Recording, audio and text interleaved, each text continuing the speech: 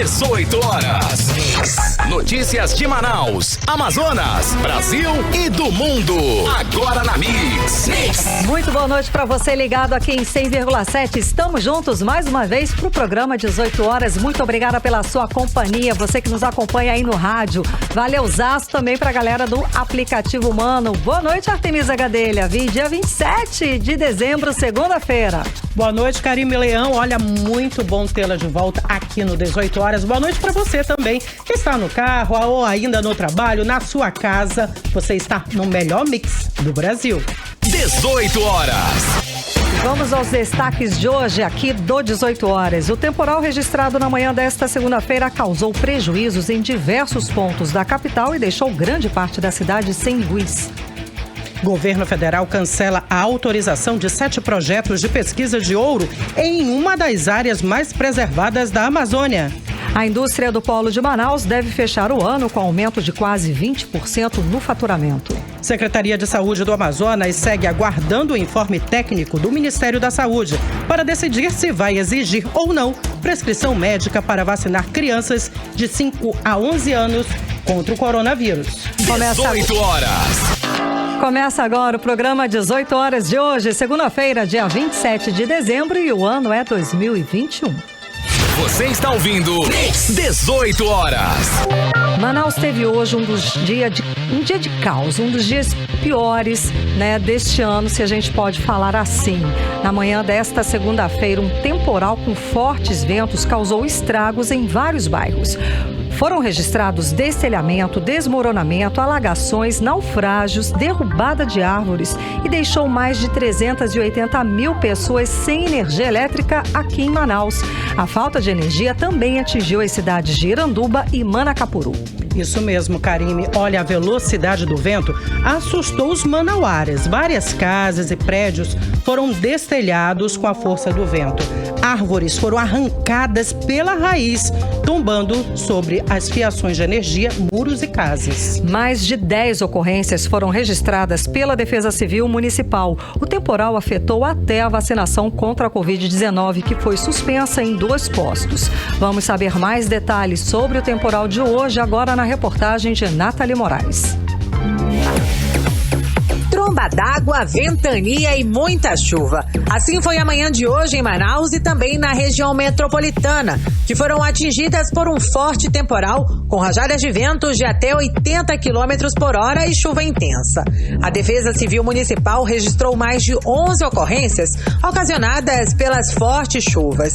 Entre elas, o deslizamento de barrancos, desabamento de muros, destelhamento de casas, tombamento de árvores e alagamentos. No centro da capital, fachadas de lojas e telhas foram arrancadas com os ventos, além de várias árvores arrancadas no entorno da Catedral Metropolitana de Manaus.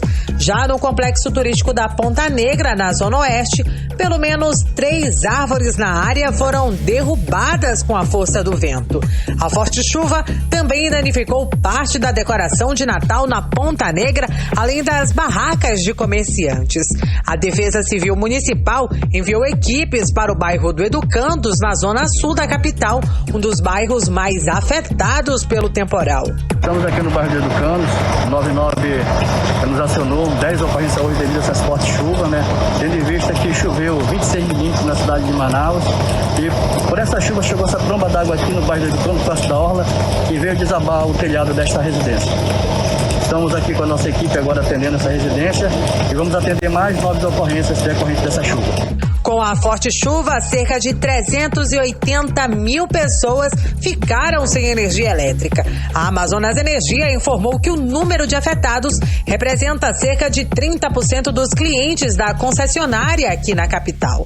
A empresa informou por meio de nota que o temporal, com fortes rajadas de ventos e descargas atmosféricas, ocasionou danos em vegetação e objetos lançados sobre a rede elétrica, veio a danificar vários equipamentos. Segundo o Instituto Nacional de Meteorologia, o INMET, as rajadas de vento ficaram em torno de 50 a 60 km por hora, com picos de 80 km.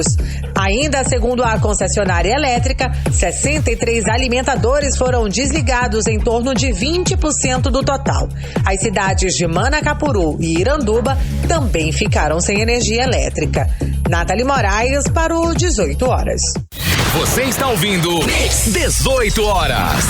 E foi tudo muito assustador mesmo, principalmente para quem estava nos barcos. Vários vídeos viralizaram na internet mostrando a força da ventania.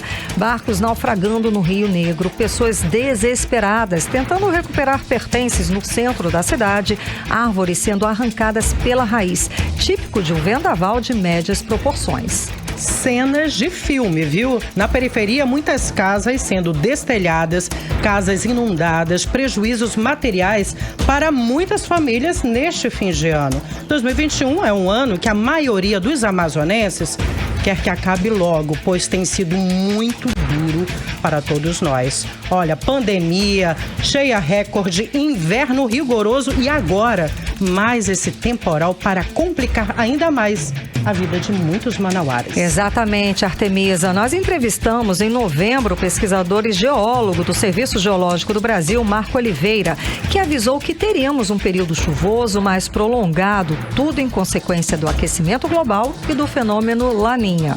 Exatamente, Karine. E o fenômeno Laninha é também responsável pelas chuvas na Bahia, onde já morreram 20 pessoas e mais de 430 mil foram afetadas diretamente. É a natureza mostrando aí a sua força. Pois é, vamos ouvir, Artemisa, alguns trechos da entrevista com o geólogo Marco Oliveira, quando ele falou sobre as causas das cheias aqui na região e que elas devem se tornar permanentes. Vamos acompanhar. Todas as estações acima de Manaus estão com a sua cota elevada acima da média dos anos anteriores. Isso não quer que a gente projete aí uma cheia excepcional no ano que vem. Ainda é cedo para você poder fazer uma previsão. Mas está indicando que tem um volume de água muito grande ainda nos rios e vai depender das chuvas que vão começar a cair agora na Cordilheira dos Andes. Elas que serão aí determinantes para a cheia. Então, o que realmente determina a cheia são as chuvas que caem na Cordilheira, não aquelas que caem aqui em Manaus ou caem sobre o Brasil. E se a gente olhar aqui para as últimas cheias, né, dos últimos 10 anos ocorreram as 7 maiores cheias. Então, verdade.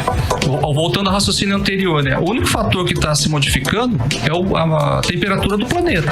Uma terra mais quente, mais água vai evaporar do Oceano Atlântico e mais água vai entrar na Amazônia.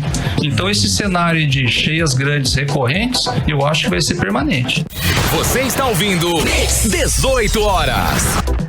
Agora em Manaus, 6 horas e 8 minutos, a gente fala sobre economia. A indústria do polo de Manaus deve fechar 2021 com um aumento de quase 20% no faturamento. Para 2022, o cenário ainda é de incertezas. E o presidente do Centro da Indústria do Amazonas, Wilson Périco, diz que 2021 foi mais um ano de superação diante da segunda onda da Covid-19 que atingiu fortemente a capital amazonense. Wilson Périco ainda avaliou como resultado positivo de 2021 o índice de empregos aqui no Polo Industrial de Manaus. Segundo ele, o BEM, Programa de Manutenção de Emprego do Governo Federal, vigente durante parte do ano, ajudou a indústria local a não demitir.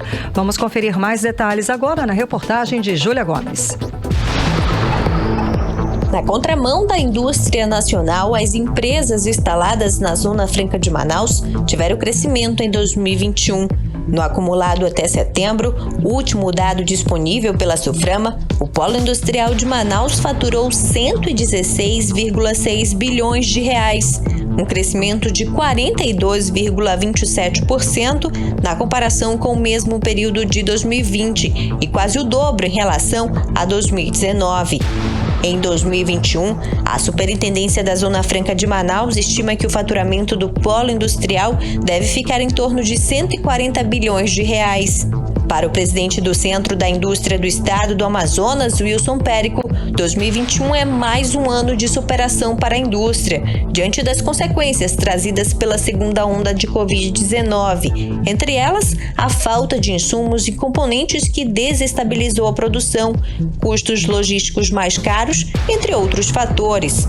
Mas, segundo o Périco, é esperado um resultado positivo tanto na comparação com 2020, primeiro ano da pandemia, quanto 2019, período pré-pandemia.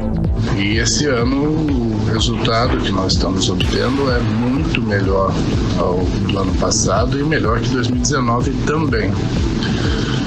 Então, isso é fruto de um represamento da demanda, né, por conta do comércio fechado durante muito tempo. Quando isso voltou à normalidade, as pessoas voltaram a consumir e isso refletiu diretamente nas linhas de produção e causou no mundo um desabastecimento, falta de insumos, como os componentes eletrônicos, semicondutores.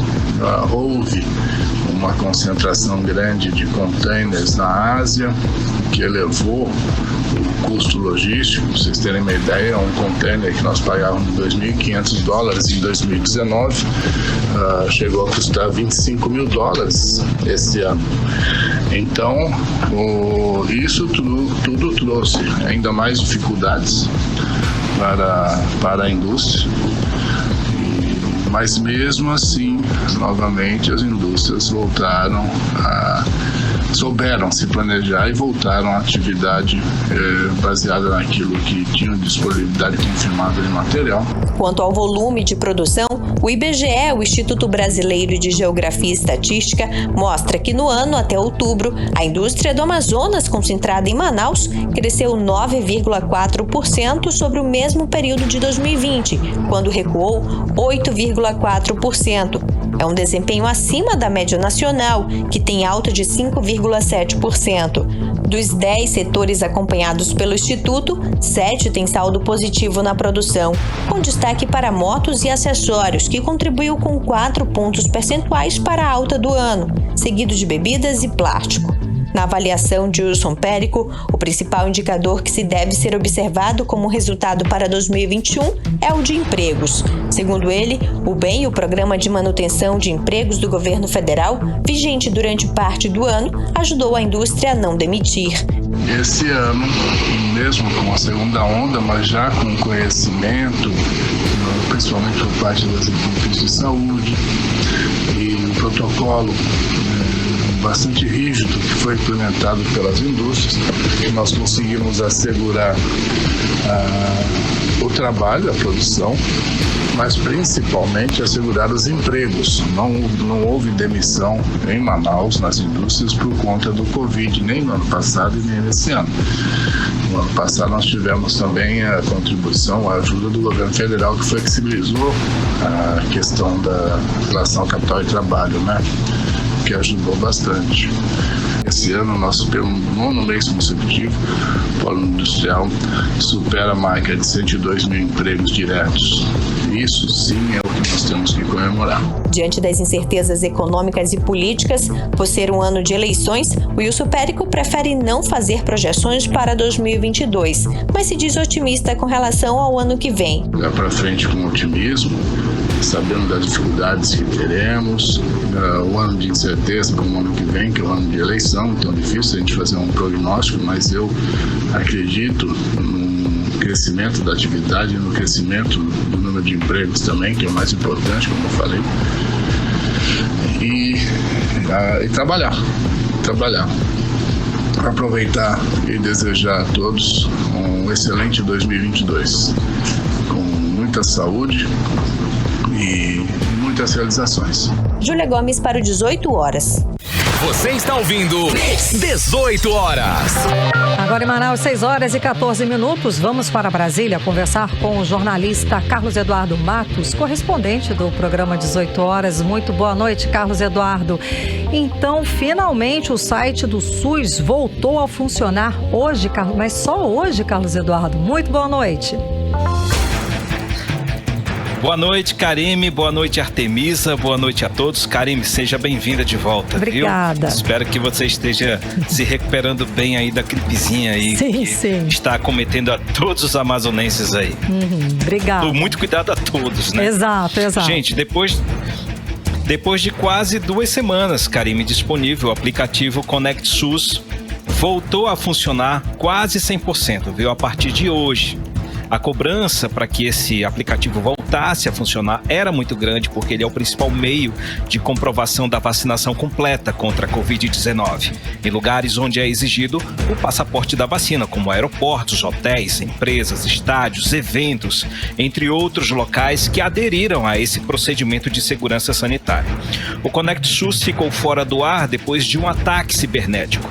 Esse ataque aconteceu justamente depois que a Anvisa autorizou o pedido da farmacêutica Pfizer de vacinar crianças de 5 a 11 anos. Depois que o assunto entrou em polêmica dentro do Ministério da Saúde e também dentro do governo federal, o aplicativo foi hackeado junto com o site do Ministério da Saúde e com o sistema de intranet do Ministério. Agora o aplicativo está no ar, Karime. Eu também já fiz o meu teste aqui.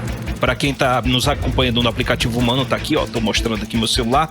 Tem aqui o aplicativo funcionando, baixei ele.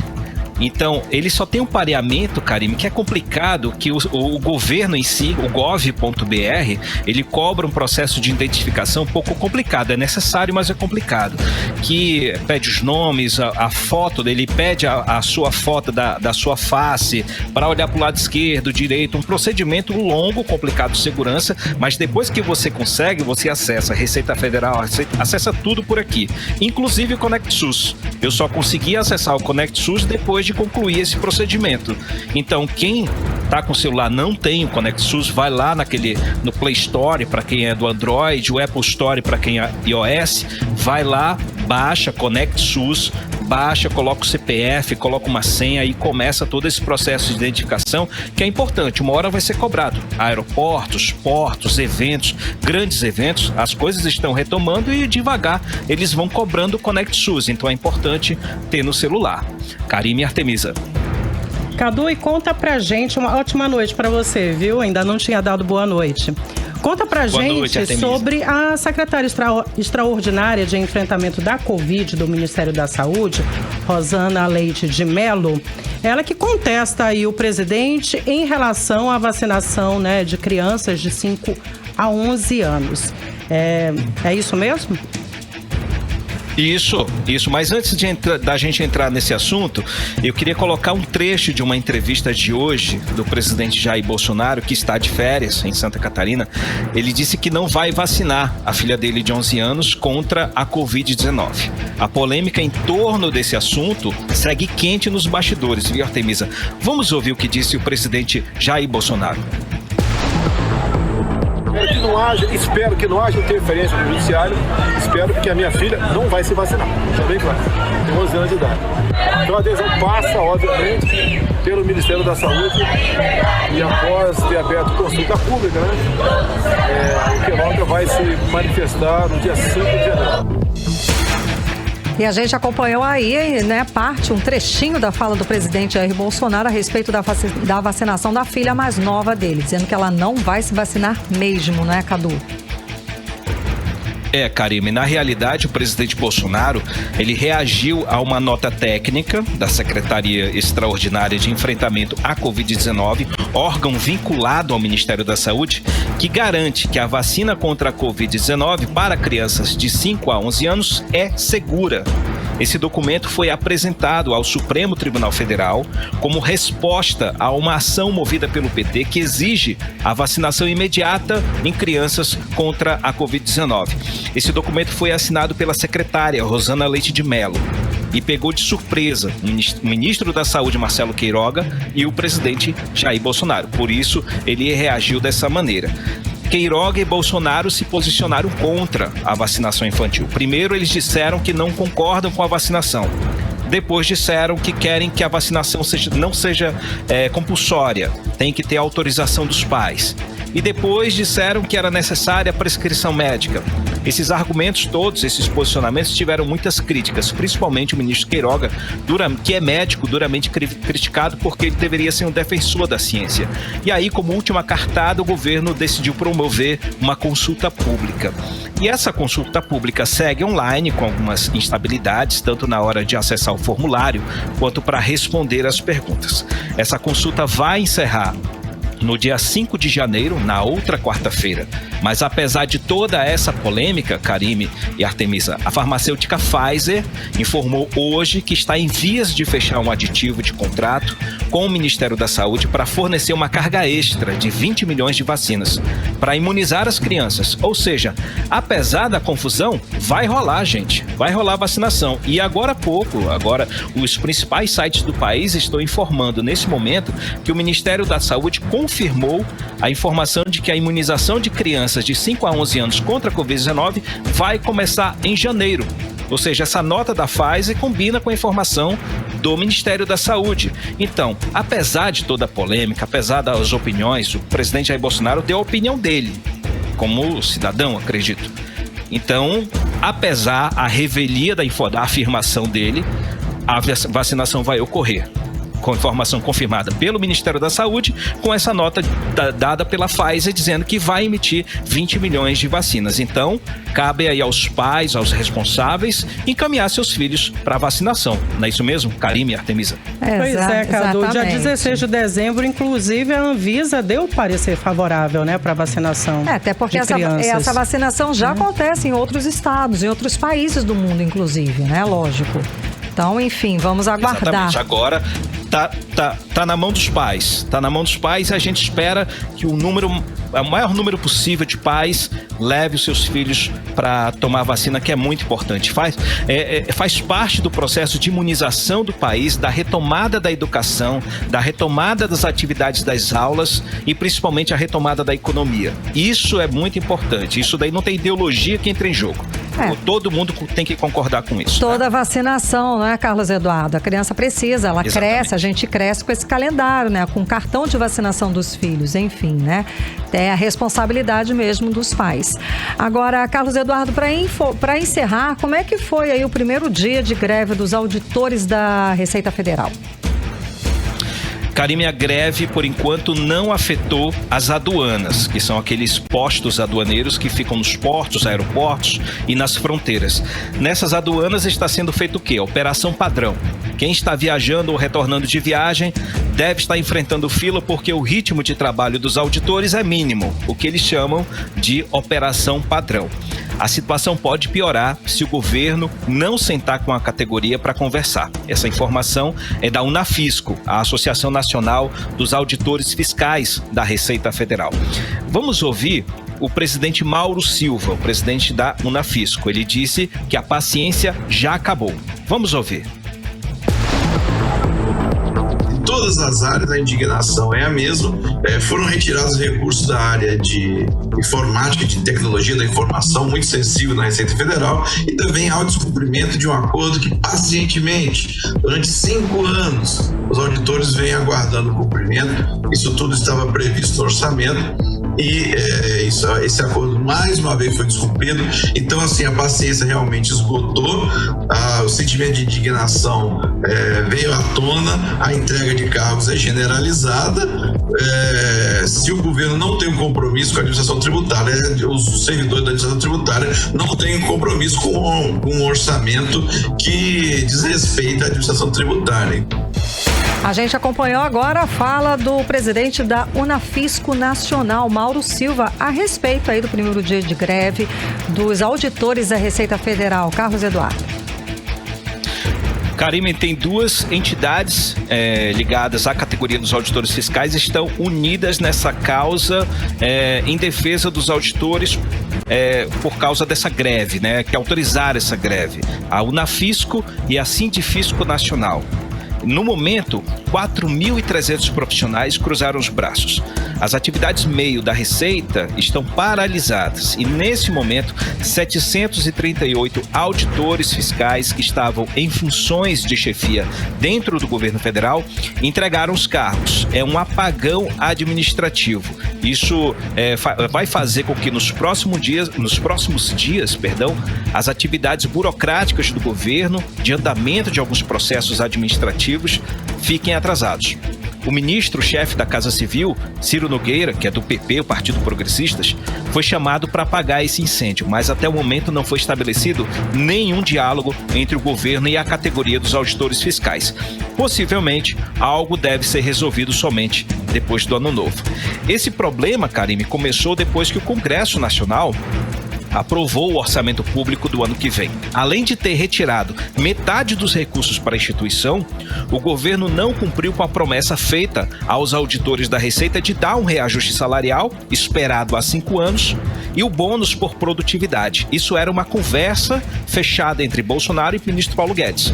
O governo só garantiu o reajuste aos policiais federais, aos policiais rodoviários federais e policiais penais. Isso causou a indignação da categoria, que deu início a um rompimento com o governo. Agora, Karime, quem deve se unir à greve dos auditores da Receita Federal é a categoria dos auditores fiscais agropecuários. Nossa. O Sindicato Nacional, a gente falou aqui que outras categorias iam entrar nessa. Verdade. Porque quando você privilegia uma, não rola isonomia. Então, outras categorias vão se manifestar. E no caso agora, é a categoria dos fiscais agropecuários. O Sindicato Nacional dos Auditores Fiscais Federais Agropecuários está promovendo uma assembleia, começou agora há pouco, às 17 horas, para decidir pela paralisação das atividades em todo o país. A votação dos filiados começou aqui em Brasília, em forma de videoconferência, a partir de Brasília, e segue para todo o Brasil. A categoria reclama da falta de investimentos e da carência de servidores. Segundo o sindicato, Karime, faltam 1.620 auditores fiscais federais agropecuários no quadro de servidores, por falta de reposição por meio de concurso público. O governo falou que vai rolar 62 mil cargos por meio de concurso público para o ano que vem, mas a atividade dos fiscais agropecuários não está nessa lista.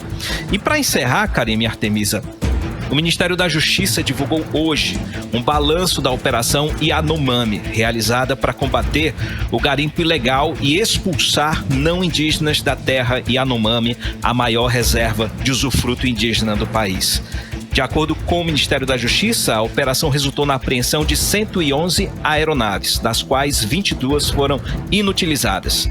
10 balsas, 11 carros e caminhões, 4 tratores usados para cometer crimes ambientais dentro dessa reserva também foram destruídos pelas autoridades federais. 38 pessoas foram presas, 850 munições foram apreendidas. 87 pistas de pouso e 3 portos clandestinos foram alvos dessa operação. 30 toneladas de minérios extraídos ilegalmente foram apreendidos. A reserva Yanomami abrange parte do território de Roraima e do Amazonas. Essa informação está lá no site 18horas.com.br. Quer saber mais? Vá lá e acessa, tá bom? Um abraço para vocês. Volto com vocês, Karime e Artemisa. Boa noite, Carlos Eduardo. Muitíssimo obrigada pelas informações. Ótima noite para você. Valeu, gente. Um abraço. Tchau, tchau. Tchau, tchau. Agora em Manaus, 6h28. Você está ouvindo 18 horas. E depois de muita polêmica, o ministro do Gabinete de Segurança Institucional, Augusto Heleno, cancelou nesta segunda-feira a autorização de 7 projetos de pesquisa de ouro em uma das áreas mais preservadas da Amazônia. Vamos conferir detalhes agora na reportagem de Rodrigo Soares. O recuo da autorização de 7 projetos de pesquisa de ouro na região de São Gabriel da Cachoeira, interior do Amazonas, cidade mais indígena do Brasil, onde estão 23 etnias, foi assinado pelo ministro do Gabinete de Segurança Institucional, Augusto Heleno. O cancelamento foi publicado no Diário Oficial da União após investigação por parte do Ministério Público Federal do Amazonas. Integrantes do Ministério Público suspeitavam que as autorizações por parte do governo buscavam preparar terreno para a mineração em terras indígenas. A proposta, inclusive, foi defendida pelo presidente Bolsonaro. Após manifestações da Agência Nacional de Mineração, da FUNAI, e do Instituto Chico Mendes de Conservação da Biodiversidade, as autorizações foram cassadas. No comunicado, o ministro Heleno admite que existem áreas de requerimento mineral em terras indígenas ou em região com demarcação ainda não homologada. As empresas de mineração seriam instaladas no extremo noroeste do Amazonas. O local faz fronteira com os países da Colômbia e da Venezuela, região conhecida como Cabeça do Cachorro, uma das mais preservadas da Amazônia. Desde o início do governo Bolsonaro, o ministro Heleno já autorizou 81 projetos de garimpo em toda a região amazônica. Inclusive, beneficiou empresas com áreas embargadas pelo IBAMA e houve até autorização para garimpeiros que atuam com dragas de sucção em leitos do rio da região amazônica. Rodrigo Soares para o 18 horas. 18 horas. E ainda hoje, aqui no 18 horas, Secretaria de Saúde do Amazonas segue aguardando o informe técnico do Ministério da Saúde para decidir se vai exigir ou não prescrição médica para vacinar crianças de 5 a 11 anos contra o coronavírus. É o nosso assunto daqui a pouco. Mix. Agora em Manaus, 6 horas e 30 minutos. Vamos conferir a previsão do tempo para hoje à noite. Previsão do tempo. Segundo informações do Clima Tempo, a previsão para esta noite e madrugada de terça-feira é de pancadas de chuva a qualquer momento. A mínima prevista é de 25 graus, a máxima pode chegar a 33 graus. As chances de chuva são de 90% e a umidade relativa do ar fica entre 61% e 90%. Mix. E de ontem para hoje, o Rio Negro subiu mais 8 centímetros e agora a cota no Porto de Manaus é de 23 metros e 45 centímetros acima do nível do mar. E todas as calhas do Amazonas têm registrado índices superiores à marca histórica da cheia deste ano. A única exceção é do Rio Madeira. E caso os números continuem altos, Artemisa, a estimativa é que o ano de 2022 todos os municípios aqui do estado do Amazonas sejam atingidos fortemente pela cheia dos rios. O alerta foi feito nesta segunda-feira pelo governo do Amazonas durante a apresentação do Plano de Ação para a Operação Enchente 2022. O plano observa e aponta risco de enchente dos rios acima da normalidade no ano que vem. Pois é, Karine, olha, os altos índices, os altos níveis dos rios no Amazonas são o resultado do fenômeno Laninha, um resfriamento no Oceano Pacífico que altera a circulação e potencializa as chuvas na região amazônica. 18 horas. Agora a gente fala de vacinação. Um assunto que vem causando polêmica nos últimos dias é a vacinação infantil contra a Covid-19. A Secretaria de Saúde do Amazonas informou que segue aguardando o informe técnico do Ministério da Saúde para decidir se exigirá ou não a prescrição médica para vacinar crianças de 5 a 11 anos contra o coronavírus. Vamos saber mais detalhes sobre essa polêmica na reportagem de Nathalie Moraes. A Secretaria de Estado de Saúde ainda não definiu se irá exigir ou não prescrição médica para vacinar crianças de 5 a 11 anos contra a Covid-19 no Amazonas. Até o último sábado, pelo menos 13 estados e o Distrito Federal afirmaram que não vão exigir o pedido médico para a vacinação de crianças. As declarações seguem o posicionamento do presidente do Conselho Nacional de Secretários de Saúde, Carlos Eduardo Oliveira, que divulgou uma carta aberta informando no documento que não será solicitado a imunização no momento.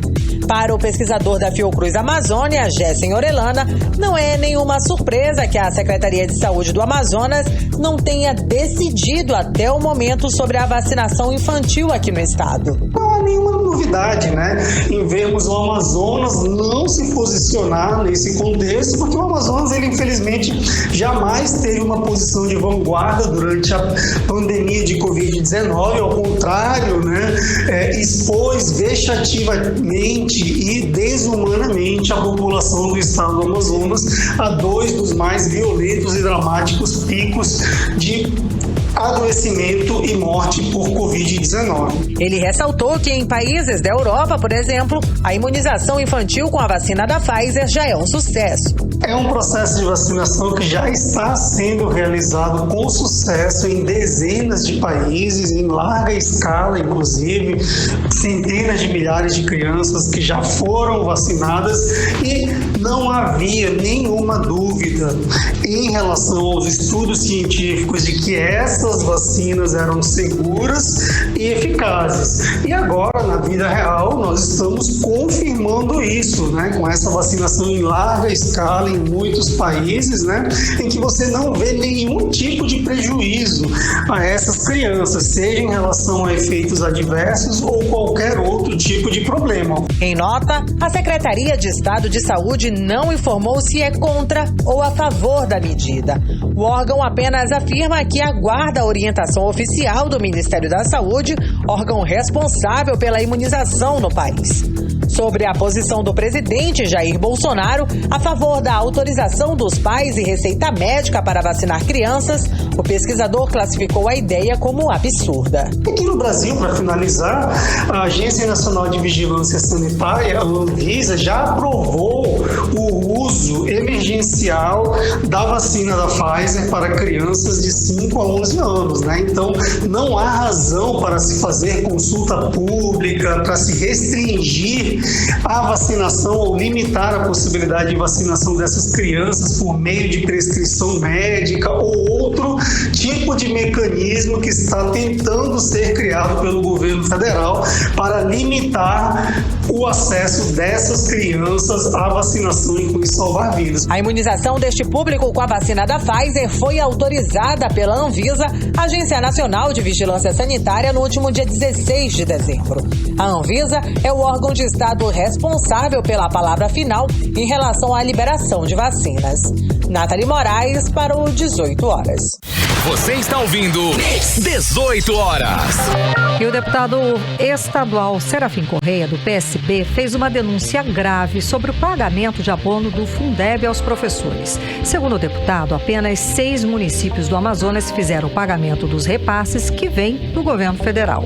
Pois é, Karime, o deputado relembra ainda que o valor alto do Fundeb é consequência de salários congelados, fruto do pacote de maldades anunciado por Wilson Lima em 2019, que congelou todos os vencimentos e datas bases dos servidores públicos do Estado, de setembro daquele ano, 2019, até 2021. Vamos saber todos os detalhes na reportagem de Hector Silva.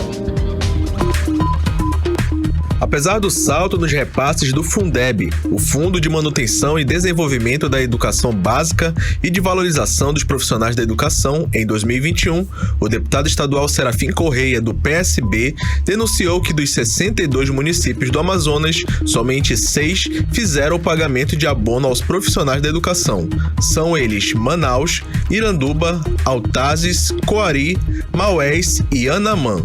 Segundo o deputado, os professores dos outros 56 municípios ficaram sem pagamento algum. A maioria das prefeituras alegou que não houve sobras. Serafim Correia reforça que o Fundeb é um direito do professor e deve ser respeitado por todos os prefeitos, sendo dada transparência ao uso desse recurso e o rateio de sobras ao final do ano, em forma de abono. Em meio ao silêncio de gestores, o parlamentar sugere que os professores busquem o promotor de justiça de seus respectivos municípios para denunciar o não pagamento do abono. A recomendação que eu faço a todos os professores do nosso interior que não receberam o Fundeb é que vão até a promotoria de justiça para que o promotor tome as providências. Ele é a autoridade competente para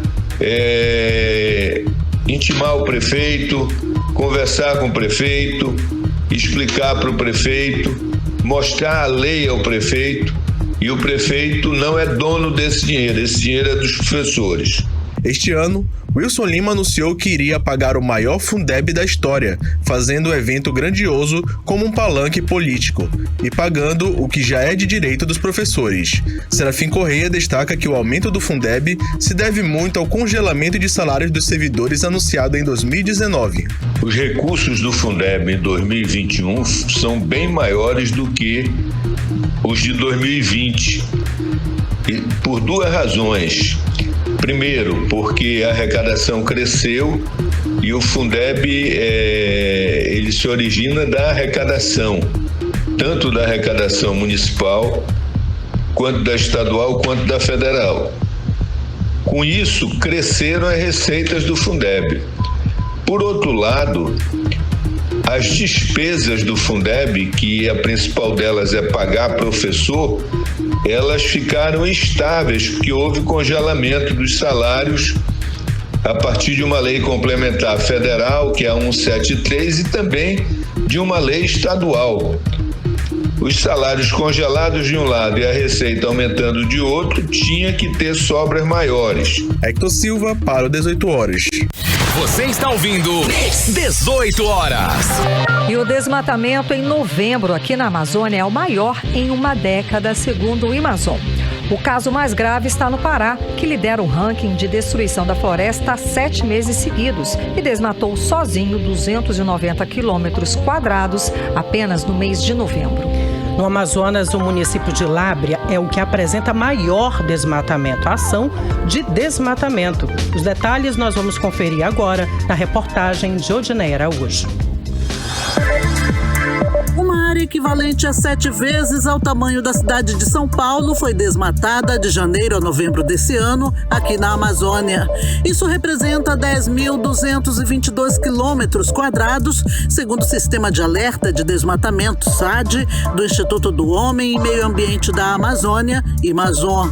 De acordo com o Amazon, que monitora a região por meio de imagens de satélites, apenas em novembro, uma área de 480 quilômetros quadrados foi desmatada na Amazônia. Somente o desmatamento de novembro corresponde ao território de Porto Alegre. Com isso, 2021 teve o segundo pior novembro da década, atrás apenas de 2020, quando 484 quilômetros quadrados de floresta foram destruídos no mês. De acordo com o Instituto, esse é o maior acumulado dos últimos 10 anos para o período, sendo 31% superior do que o registrado no ano passado. A situação mais preocupante, de acordo com a pesquisadora do Amazon, Larissa Amorim, está no estado do Pará, que sozinho desmatou 60% de seu território em novembro. Os estados que mais desmataram em novembro de 2021 foram Pará, Mato Grosso e Rondônia. Juntos, esses três concentraram 80% de tudo que foi detectado de desmatamento para a Amazônia Legal. E somente o estado do Pará, sozinho, concentrou 60% de todo esse desmatamento que foi detectado neste mês. Reflexo disso é o fato de que a maioria dos municípios e das áreas protegidas que mais desmataram estarem localizadas entre esses 3 estados. O Amazonas desmatou 8% de sua área em novembro e ficou em 4º lugar no ranking dos estados que mais devastaram. E o município de Lábrea foi o recordista em desmatamento, conforme os dados do Amazon. Para a pesquisadora Larissa Amorim, a derrubada da floresta traz consequências severas, inclusive na alteração do regime de chuvas. As consequências do crescimento desse desmatamento são inúmeras. Entre elas, nós podemos citar o desequilíbrio ambiental que é causado pela intensificação do aquecimento global, a alteração do regime de chuvas e a perda de biodiversidade de animais e plantas, por exemplo. O desmatamento também ele ameaça o habitat de povos tradicionais, como, por exemplo, os povos indígenas, os quilombolas e os extrativistas. Segundo a pesquisadora do Amazon, para reduzir o ritmo de devastação, é preciso intensificar a fiscalização e punir os responsáveis pelo desmatamento ilegal. Para combater o desmatamento na Amazônia Legal, é necessário intensificar as ações de fiscalização, principalmente naquelas áreas que são mais críticas em relação ao desmatamento, estão sofrendo maior pressão em relação ao desmatamento. E essa fiscalização, ela também deve vir aliada com a identificação e a punição dos responsáveis por esse desmatamento ilegal. É necessário também embargar as atividades que estão ocorrendo nessas áreas que foram desmatadas ilegalmente. O 18 Horas tentou ouvir a Secretaria de Meio Ambiente do Amazonas para falar dos números locais, mas até o fechamento da reportagem, eles não enviaram resposta. Em novembro desse ano, o Ministério Público de Contas denunciou autoridades do meio ambiente do Amazonas, entre eles o secretário da SEMA, Eduardo Taveira, e o diretor-presidente do IPAAM, Juliano Valente, por omissão e fraude no combate ao desmatamento no Amazonas. Odneia Araújo para o 18 Horas. Você está ouvindo 18 Horas. Em instantes, aqui no 18 Horas, mesmo o governo do Amazonas anunciando reforços policiais para as ruas durante o Natal, o fim de semana foi marcado por diversos homicídios na capital amazonense. É o nosso assunto daqui a pouco. Você está ouvindo 18 Horas. Vamos agora conferir a previsão do tempo para amanhã, terça-feira, com Karime Leão. Previsão do tempo.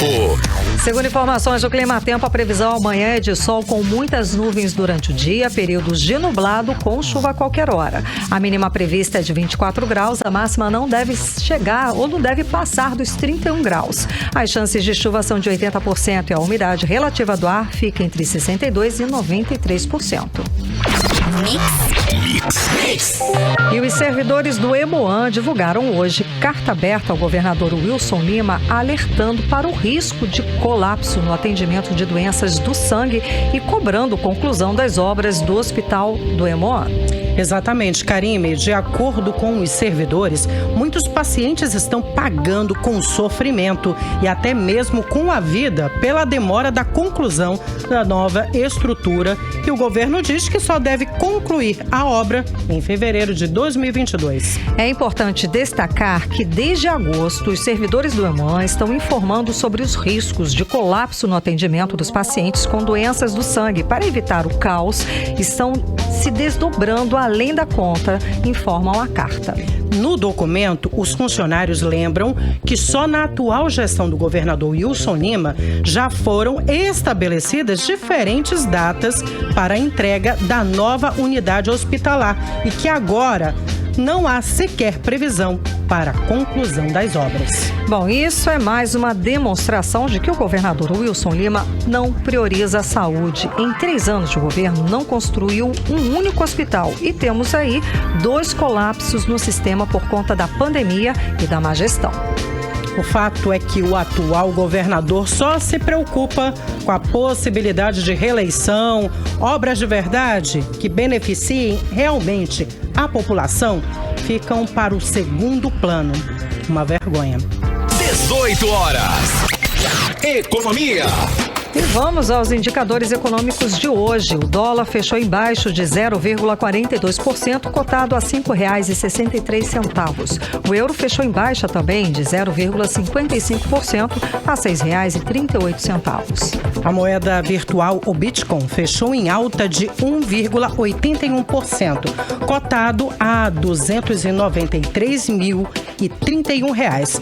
O Ibovespa, principal índice da Bolsa de Valores brasileira, fechou em queda de 0,68%, registrando 105.604 pontos. E os economistas do mercado financeiro voltaram a reduzir a estimativa de inflação para este ano e, mais uma vez, fizeram uma previsão de alta menor para o Produto Interno Bruto. Conforme o Banco Central, a projeção dos analistas para a inflação de 2021 recuou de 10,04% para 10,02%. Essa foi a terceira semana seguida de queda do indicador. Caso a previsão se confirme, será a primeira vez desde 2015 que a inflação chega a 2 dígitos, quando registrou 10,67%. 18 Horas. E vai até esta sexta-feira, dia 31, o prazo do Refis estadual. O programa de regularização fiscal do governo inclui débitos fiscais vencidos até março deste ano e engloba todos os impostos estaduais e contribuições como ICMS e IPVA. O programa concede desconto de até 95% em juros e multa de débitos e dívidas fiscais de tributos estaduais. Para aderir ao Refis, o contribuinte deve acessar o site site da Secretaria de Estado da Fazenda, cefaz.am.gov.br. Na página é possível consultar débitos, inclusive os inscritos na dívida ativa do Estado, e optar pelo pagamento à vista ou parcelado em até 60 vezes. No caso de pagamento à vista, o desconto nas multas e juros de ICMS chega a 95%. 18 horas. Um dos principais defensores da Amazônia, Thomas Lovejoy, morreu no dia 25 de dezembro, aos 80 anos, vítima de câncer. Ele era considerado o diplomata da ciência em prol da Amazônia. Exatamente, Karime. O pesquisador norte-americano influenciou o curso da história, promovendo encontro entre pessoas importantes para que elas olhassem para a floresta e se tornassem também defensoras da preservação da Amazônia e da biodiversidade da região. A repórter Odinei Araújo conta os detalhes da trajetória do pesquisador. A história do biólogo e ambientalista Thomas Lovejoy com a Amazônia começou nos anos 60, logo após se formar pela Universidade de Yale, nos Estados Unidos.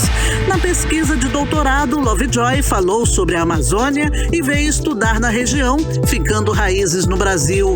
Em 1965, começou a estudar sobre a floresta tropical no Instituto Evandro Chagas. A partir daí, se envolveu de vez com a Amazônia, vindo para o INPA, o Instituto Nacional de Pesquisas da Amazônia, onde criou o projeto Dinâmica Biológica de Fragmentos Florestais. O projeto foi um dos maiores legados de Tom, como era chamado carinhosamente pelos colegas, e fruto de cooperação internacional. Através do projeto, milhares de espécies foram catalogadas e os efeitos do desmatamento sobre a diversidade biológica começaram a ser estudados. A iniciativa de Thomas Lovejoy já formou mais de 300 mestres e doutores, 1.500 assistentes de pesquisa, além de centenas de alunos treinados em cursos de campo e dezenas de mateiros. Uma dessas pessoas formadas pelo projeto de Lovejoy foi a pesquisadora do INPA e coordenadora do projeto de extensão, Rita Mesquita. Ela conheceu Thomas Lovejoy aos 22 anos, quando veio de Minas Gerais para trabalhar como estagiária no projeto Dinâmica Biológica de Fragmentos Florestais. A visão que eu tenho hoje, olhando para trás, é de que naquela época o que o Tom fez e estava fazendo era, ele estava criando as condições para que jovens como eu, jovens pesquisadores, estudantes, pudessem de fato ter acesso à Amazônia, porque a Amazônia ela é um pouco impenetrável para quem é de fora, ela é difícil para você trabalhar. E o que o Tom fez, ele criou um portal, ele criou uma ponte. De acordo com a pesquisadora, Lovejoy sempre teve muita sensibilidade para a interação entre as instituições, muito respeito sobre a forma de se organizar a ciência no Brasil e sempre buscou alianças e articulações. Para ela, a melhor palavra para descrevê-lo é a diplomacia. Ele é um diplomata. Ele é um diplomata da ciência em prol da Amazônia e com uma capacidade de fazer reunir pessoas importantes que podem influenciar o curso da história. E ele foi uma pessoa que em múltiplas oportunidades, ele influenciou o curso da história pelo seu trabalho, muitas vezes um trabalho meio de bastidor, um trabalho assim de articular, de promover encontros. E muitos desses encontros que nós fomos testemunhas aqui, encontros que faziam as pessoas de verdade olhar para a floresta. Ele deixa um legado imenso na Amazônia. E todos nós que interagimos com ele temos uma mega responsabilidade, que vai ser de como a gente vai dar conta de cuidar desse legado. O pesquisador Thomas Lovejoy influenciou tomadas de decisões internacionais como conselheiro sênior da Fundação das Nações Unidas sobre Biodiversidade e Ciência Ambiental. Atuou em conselhos científicos e ambientais de presidentes norte-americanos como Ronald Reagan, George W. Bush e Bill Clinton. Também atuou nos governos de Barack Obama e Joe Biden, além de consultor-chefe de biodiversidade do Banco Mundial, entre outros. Tem ainda uma trajetória reconhecida por diversos prêmios e títulos no Brasil, entre eles a Ordem Rio Branco, a Ordem do Mérito Científico, Menção Honrosa Rio Negro do INPA e a eleição para a Academia Brasileira de Ciências. O biólogo morreu sábado, dia 25, aos 80 anos, em Washington, nos Estados Unidos, vítima de câncer no pâncreas. Odneia Araújo para o 18 horas. Você está ouvindo 18 horas. E mesmo o governo do Amazonas anunciando reforços policiais para as ruas durante o Natal, o fim de semana foi marcado por diversos homicídios aqui em Manaus. Pois é, Karime, só em Manaus foram registrados 4 homicídios. O número de mortes por acidente de trânsito também foi alto. Confira todos os detalhes agora na reportagem de Hector Silva. Mesmo com a chegada do Natal e o clima de confraternização de fim de ano, a criminalidade continuou reinando em Manaus. Da sexta-feira, dia 24, até o domingo, dia 26, Manaus registrou 4 homicídios. Um desses homicídios chamou a atenção da polícia. O corpo de um jovem crivado de balas próximo a uma parede pichada com as siglas RDA, abreviação de Revolucionários do Amazonas, uma nova facção criminosa que surgiu em Manaus provavelmente este ano. O crime mostra que a capital amazonense não está segura, mesmo diante de 280 policiais por dia anunciados por Wilson Lima para cuidar da segurança durante as festas de fim de ano. O número de acidentes de trânsito se manteram na incrível marca de 1 acidente fatal por dia. Em todo o fim de semana foram registrados 3 acidentes fatais somente na capital Manaus. Para o sociólogo Luiz Antônio Nascimento, o governo do estado do Amazonas não tem um programa de segurança pública transparente. Qual é o programa de segurança pública do governo do estado do Amazonas? Ninguém sabe. Qual é a estratégia das polícias militares e civis do Amazonas? A gente não sabe. A única estratégia que a gente sabe é de aprisionamento de aviãozinho do mundo da droga. Aí você lota o presídio, mas você não resolve nenhum problema. Hector Silva para o 18 horas. Você está ouvindo 18 horas.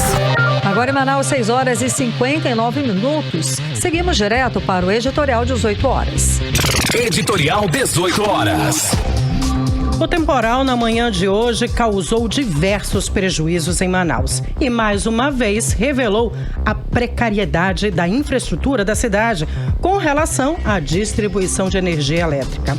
Quase metade da cidade ficou horas sem energia, sem internet e, claro, com comunicação precária. Muitos negócios deixaram de ser concretizados. No meio da Amazônia, região de muitas chuvas que começa a sofrer com as mudanças climáticas, Manaus precisa de um sistema de distribuição de energia mais seguro, menos exposto às condições do tempo.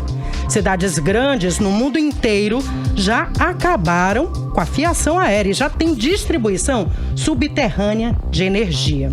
Em um futuro próximo, Manaus deve investir para também melhor proteger sua rede elétrica, para melhorar sua infraestrutura de negócios e poder atrair investimentos tão necessários para gerar emprego e renda para a sua população.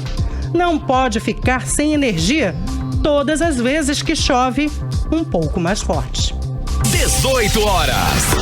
Chegamos ao fim da edição de hoje aqui do 18 horas. Muitíssimo obrigada pela sua companhia. Boa noite, Artemisa. Boa noite, Karime. Boa noite a todos que nos acompanharam até aqui. Até amanhã. Até amanhã, gente. Um beijo. Até amanhã. Você ouviu 18 horas. As notícias do Brasil e do mundo. De volta amanhã.